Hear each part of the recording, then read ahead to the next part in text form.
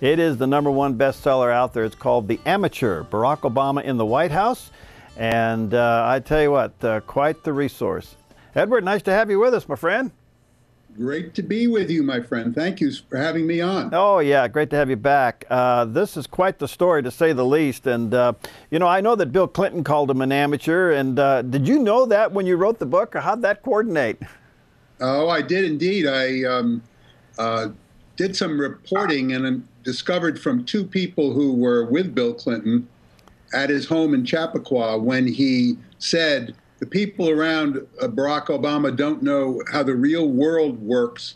They've lost us our triple credit rating for the first time in our history, and Barack Obama is an amateur. And I heard that from these two different sources. I knew I had the title for my book, The Amateur, Barack Obama in the White House. Wow. Well, you know, I don't know how we did this, Edward. We got a guy that's never run a business. He doesn't know what it is to make that federal payroll tax deposit every month. He hasn't got the foggiest idea what a balance sheet's all about, and yet he's running the most powerful country on earth. He can't be this smart, so there must be somebody else behind him. Yeah, well, unfortunately, the people behind him don't know much more than he does, and that seems to be the problem. According to my reporting, the three most powerful people in the White House are not your experienced government people, but they are Barack Obama, his wife Michelle, who has enormous influence over him, and a woman named Valerie Jarrett, who is Barack Obama's senior advisor and Michelle's senior advisor, best friend of both the president and the first lady. And she has enormous behind-the-scenes power. Who are these people? What's their background? Well, Valerie Jarrett was an operative for Mayor Daley's Democratic machine in Chicago. And it was she comes from a well-off African-American family, very, very well-off. And she introduced the Obamas, Michelle and Barack, to the centers of power in Chicago and Illinois, the African-American centers of power, the Daley machine, the Jewish American fundraisers, and others.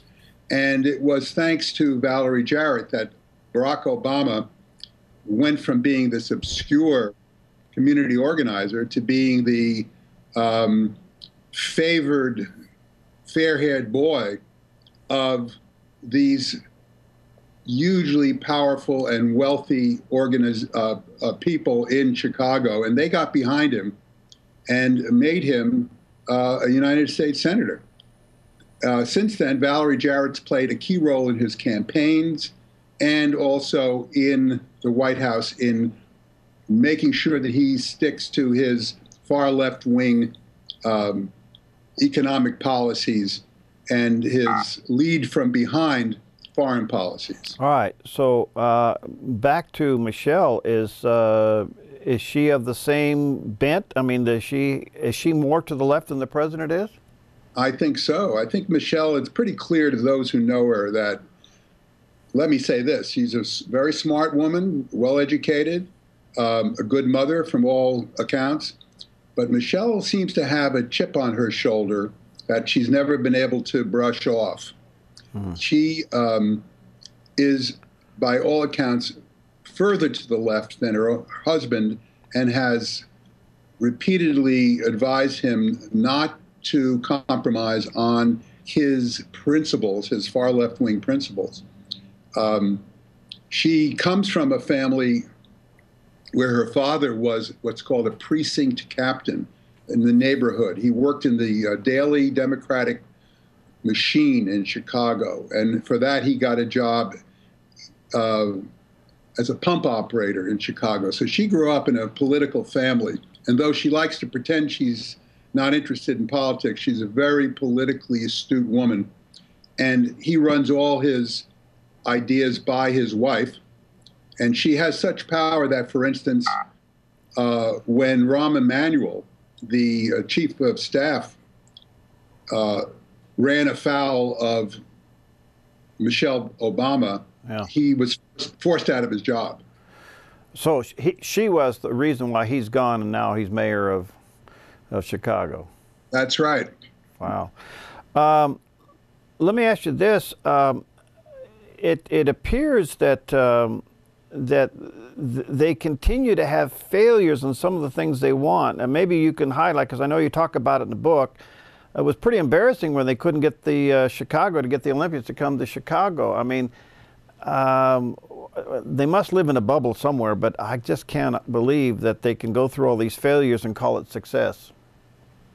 Well, you know, he can't run on his record for re-election because the record is not a good one. Right. His chief achievement, his major achievement, which is of course Obamacare, though it was declared constitutional by a bare majority of the Supreme Court, was declared constitutional on the basis that it was a tax. Now, Barack Obama ran for president promising not to raise taxes on the middle class. This is going to be a huge tax on the middle class. It is a very unpopular program even today.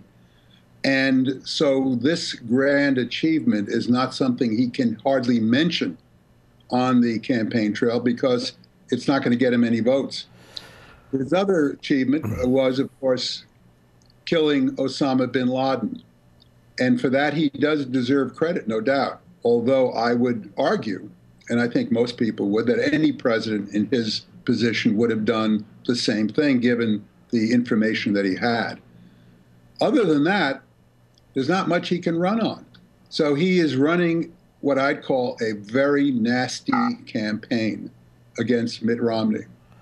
And it's interesting that if you look into his past, that's exactly the kind of campaigns he's run in Illinois when he ran for the United States Senate and against Hillary Clinton when he ran for the Democratic nomination. So Barack Obama and his campaign staff are masters at this negative, nasty campaigning.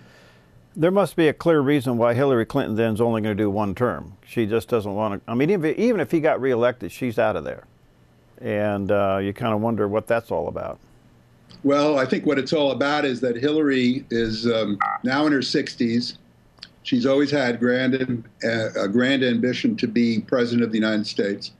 And of course, we know for a fact, I do from my reporting, that Bill Clinton is eager to get back in the White House. He has said this to his associates and to his friends that Hillary will run in 2016. So it takes years to run for president of the United States, as you know.